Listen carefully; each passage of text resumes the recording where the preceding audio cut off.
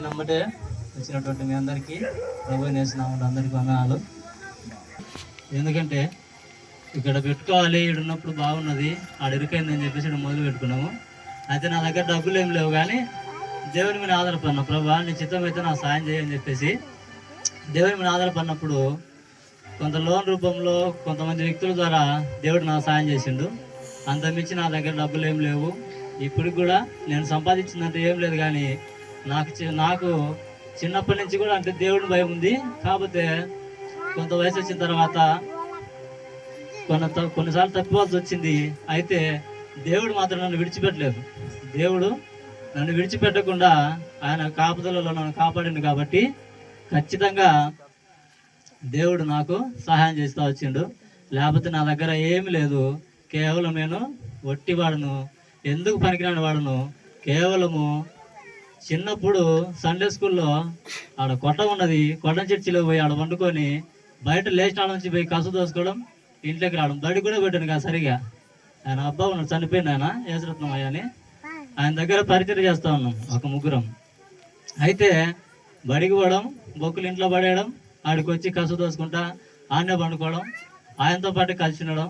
ఎవరైనా ఇళ్ళ బట్టి అన్నం తిందరమ్మని పిలిస్తే వాళ్ళ బట్టి పోయి ఆయనకు పెట్టేదంతో ఆయన తీసి ఒక ముద్ద నాకు ఇచ్చేటోడు, తినరా అని చెప్పేసి అంత బాగా చూసుకుంటూ వచ్చిండు ఆయన. కేవలం అప్పటి నుంచి దేవుడు నన్ను పట్టుకుంటూ వచ్చిండు. అప్పటి నుంచి ప్రార్థన చేయడం మొదలుపెట్టిన, అప్పటి నుంచి ప్రార్థన పడము మొదలు పెడతా వచ్చిన.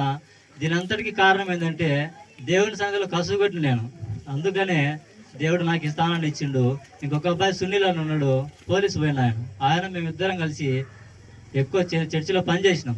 ఆయనకు దేవుడు ఉద్యోగాన్ని ఇచ్చిండు.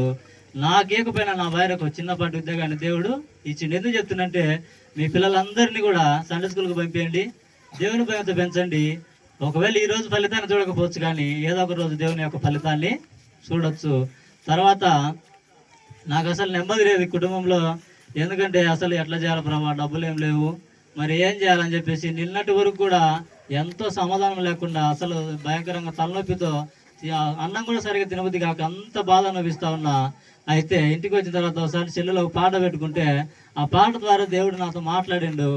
నిజంగా ఆ పాట వచ్చినప్పుడు కళ్ళం బట్టి నీళ్ళు వచ్చినాయి. ఎందుకంటే ఎవరు మనల్ని పట్టించుకోకపోయినా దేవుడు ఖచ్చితంగా పట్టించుకుంటాడు. ఆ పాట పాడి నేను ఈ సమయాన్ని ముగిస్తాను. సాయము చేసే నీవు నాకుంటే, సాయము చేసే నీవు నాకుంటే, చాలు యేసయ్యా, చాలు యేసయ్యా. నమ్మకమైనా దేవుడవైనా నీవే చాలు యేసయ్యా. నమ్మకమైనా దేవుడవైనా నీవే చాలు యేసయ్యా. నేనేమై ఉన్నా, ఏ స్థితిలో ఉన్నా, నేనేమై ఉన్నా, ఏ స్థితిలో ఉన్నా, ఇంకేమి కోరుకోనయా, అసలు ఇంకేమి కోరుకోనయా. ఆప్తులైన వారే హాని చేయ చూచిన, మిత్రులే నిలువకుండినా, ఆప్తులైన వారే హాని చేయ చూచిన, మిత్రులే నిలువకుండినా. న్యాయము తీర్చే నీవు నాకుంటే, న్యాయము తీర్చే నీవు నాకుంటే, చాలు యేసయ్యా, చాలు యేసయ్యా. నమ్మకమైనా దేవుడవైనా నీవే చాలు యేసయ్యా. నమ్మకమైనా దేవుడవైనా నీవే చాలు యేసయ్యా. నేనే